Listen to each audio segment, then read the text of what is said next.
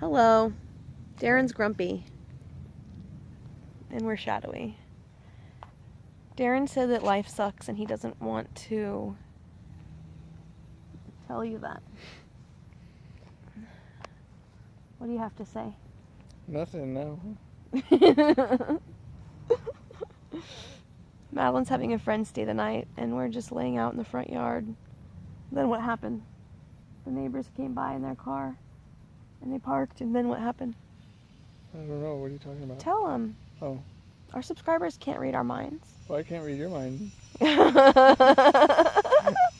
Shouldn't you be able to by now? Apparently. This is every husband and wife's dilemma.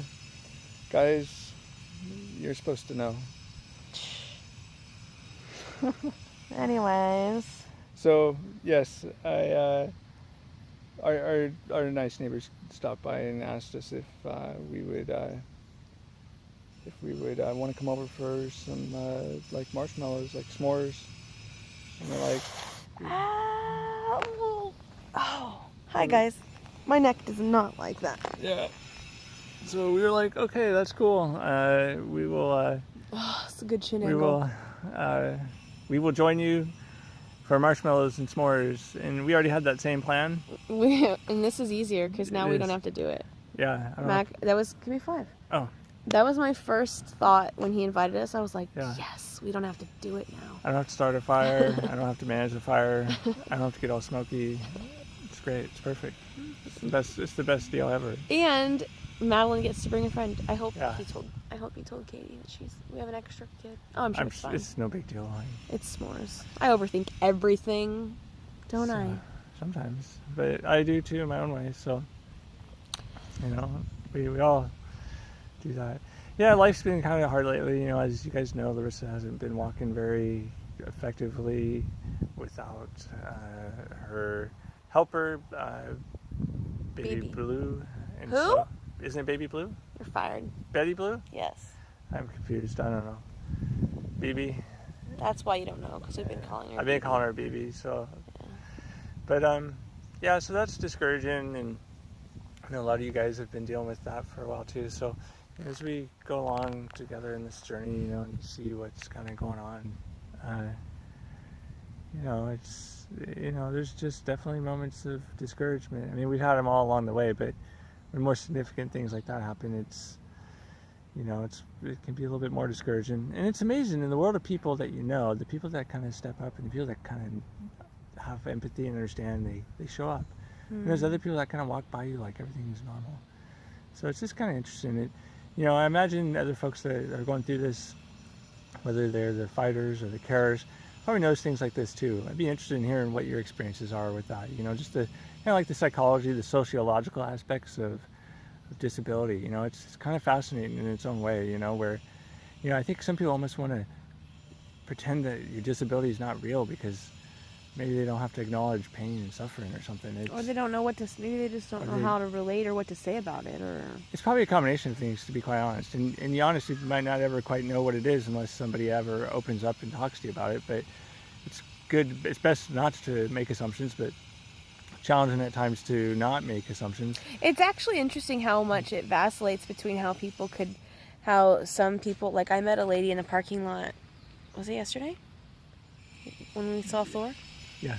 And we started, I don't know, I may have mentioned her in the other vlog, but it was interesting how, like, I was interested in her minivan, and I was like, yeah, I'm newly disabled, and so, we might have to change from my cute car to a van, and your model is one of the ones we're looking at. And she's like, oh my gosh, what happened? And she was, she just went, like, asked a million questions, and it's like... She's like a valley girl.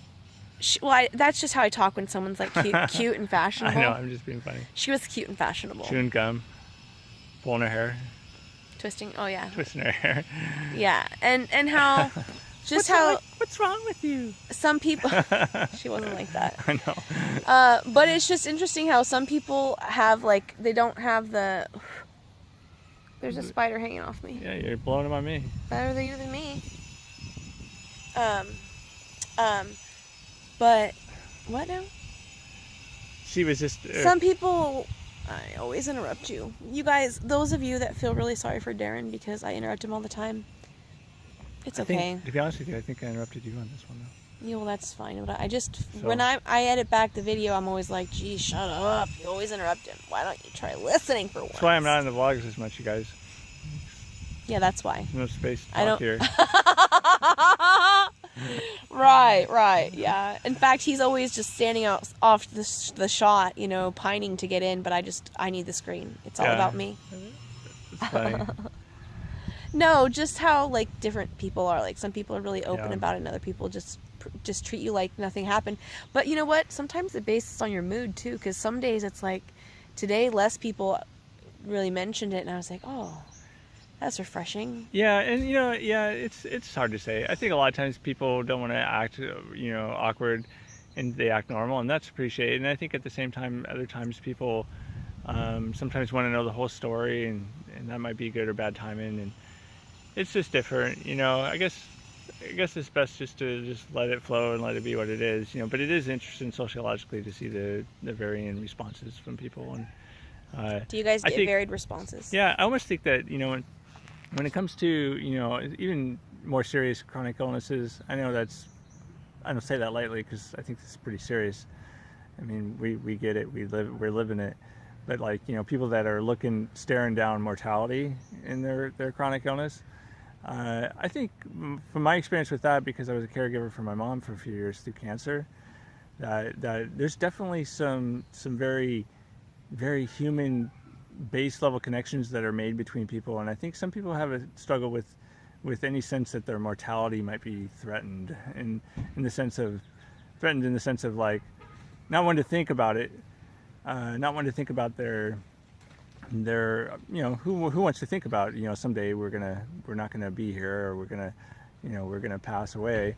And so if you're faced with meeting somebody with cancer, for an example, you're definitely gonna be hearing and thinking about things a little bit differently, because that person is definitely looking at a certain more nearer death than maybe most of us.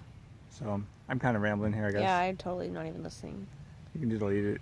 No, I'm sure it was good. No, it's just interesting. It's just the different kinds of, whether it's disability or chronic, like chronic illness to the point where people are faced with stage 4 cancers and things like that. You definitely just see a variety of responses. I remember my experiences with my mom, and I think I do believe that there's a certain segment of people out there that just have a hard time dealing with suffering and or mortality type issues in general, and that's what I mean by they're threatened by it, because I did hear that. Because it's like, whether it be the disability or the mortality aspect, in this case for us it's not mortality, it's just disability, but it's threatening in the sense of like, wow, that could be me, and so sometimes when people on a subconscious level, I think. But I think a lot of it too is like everyone is so unique and so different, we can't generalize. You can't.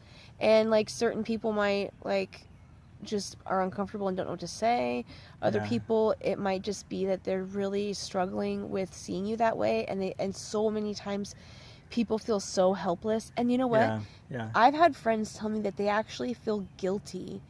And you guys, I know that I'm not the only one that has friendship problems and that struggles with loss of friends and things like that, but I know that I've been told by friends that they almost feel guilty for coming around and being like so well awesome. Yeah, I mean, and like they don't want to tell. It's like they don't want to say how great they're doing, how awesome or what they is. did. Oh, I just came back from running a 10K or something. Yeah, exactly. And you're like, that's great. I forgot I can't run, and I ran 3 steps and fell on my face. Yeah, like, I can't get to my bathroom without a problem.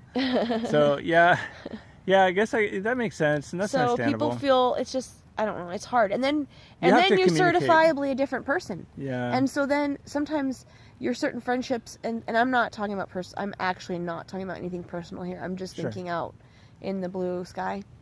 Let me show it to you. This is what our view is, you guys. But what I'm saying is, like, you change, we change. Your like perspective on life changes, and how you view people and life and what you've got and how you see things and whatnot. And so you change, and it's slow, well, not always slow, but it's an evolution, so to speak, and then it might not be the same dynamic that it was, and it's done.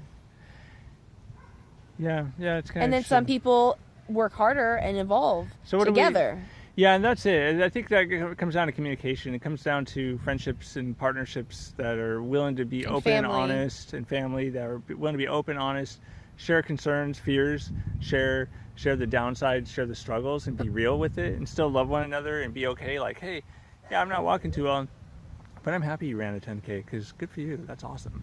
And letting them know that you're not like, oh, yeah, I'm jealous. You're not, you're not. Some people might be, but. And you know what? And sometimes maybe we are. You're gonna hurt. It is in our minds and hearts, it's a little bit painful. But at the same time, we still can celebrate with others. We can still love others for what they're doing and what they're achieving. But ultimately, it's that they're just trying to. They're kind of trying to save us, maybe from additional heartache.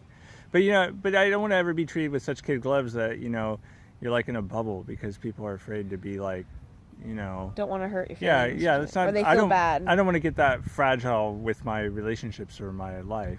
But speaking of fragile relationships, a lot of people, and I bet you some of our subscribers are some of them, that they're not like. I get friend requests from people from the groups, and I love it. It's totally fine with me, you guys. But then what's interesting is that some people I don't get any. I got like one. It's because you don't communicate with you're not on there talking. Yeah. They don't know you exist. Friend me on Facebook. I'll talk to you. Maybe a little bit, maybe a lot. I don't know, but just I'm out there. If you find me, I'll Facebook friend me. If you're he's Darren Anderson. If you're a regular person that watches our vlogs through our vlogs. So if you're friends with me, you're welcome to add Darren. Absolutely. Is that what you're saying? That's what I'm saying. Yeah, but the other thing is a lot of times people will then message me and be like, "Oh, P.S. I haven't told my friends and family about FND yet," because a lot of people have been so traumatized by doctors telling them it's in their head. If you just get better, if you just work on your psychology, then your symptoms will go away, and it's total crap. Yeah, that's kind of limiting their patience, which is uncool. So then people have there's all these stigmas and stereotypes, and think about people whose families were with them when those doctors said that to them, and then they believe what the doctor said because people just believe what doctors say, and they don't know that doctors are human and that they're jaded and ridiculous. It's okay to question. It's okay to question things. Sorry for the jumbling around. I have to keep switching arms. It's okay to question things, and it's okay to get more information and validate the information that you find out there. I mean, you'll have to find your own right balance, but and that might look different for everybody. And you might get the right answer the first time and love who your providers are, but it's okay to as our culture likes to do, to question authority. So in a respectful way of just hey, I mean, what's the best possible solutions here? What are we working with? I think it's because a lot of people just assume, or maybe not us people, but normal people, and we should hurry up and wrap this one up. But I think a lot of times people just assume, oh, well, they went to school for a long time, they must know. Sure. And it's just not always the case. Well, what you find out when you're a neurology patient, you find out how much they don't know. That's what I find. So those guys are a weird bunch. But they do have some things they do know, and they do have some expertise in some areas that are of high value. So just you got to keep searching and hope and pray that you find the right people to help you out, and likewise for ourselves. And this is what happens when you're on an 85-degree day here and sitting under a tree looking at the blue sky and the green leaves of trees and philosophizing about challenges and problems and whatnot. But and we have to go because we have to feed those minions in the backyard before we go over to the neighbors. Okay, yeah, I guess you gotta have food before you have s'mores, right? Yeah. Yeah. Oh, I'm a little peckish. All right. I'm a bit peckish, is what you guys say. It's so cute. What do we say if we're just a little hungry? We don't have an in-between word for that. Yeah, it's usually like I'm hungry. A bit peckish means like you just starving. Like a snack. I need a snack. We just say I need a snack. I need a snack. Or I'm a little hungry. Or I'm hungry, and then if you're actually proper hungry, then you say starving. We Americans exaggerate. Is that what it is? I don't know, maybe. I think everybody does, though. I think every culture does. Okay, if we stop now, we're stopping at 15 minutes. All right, guys. What do we do? Like, thumbs up. Give it a thumbs up. Give a comment. And if you haven't subscribed, please subscribe. We're trying to get to 100 subscribers. 5 more. It's going very slowly. It's like 5 more. so far we're getting 1 subscriber a month. Liar. So That's not true at all. So, We've only no. had this channel for 2 months. Oh, okay. We have almost 100 All right. subscribers. I always sucked at math. So Okay, we gotta go. we gotta go. Subscribe. see you later. We are so thankful for you guys in the community, and we wish you the Inspirational. best. And we thank you for your support and encouragement. We Tons. are blessed and benefited by It's a you guys. strength you add And to us. we hope to add to your guys' lives as well. So take care, you guys. And hi, Tony and Kim. We love you, and we're really going to Hi, send guys. you a message really soon. Yes. A private one. That's right. Just for you. Yes. We just haven't done it Yeah, I yet. appreciate your guys' email so much and And being sorry in we're touch. lame about our responding, but Our this life is- has been kind of lame lately, so You're so negative today. I Okay, got- we gotta go. See you All later. right. Bye. Bye.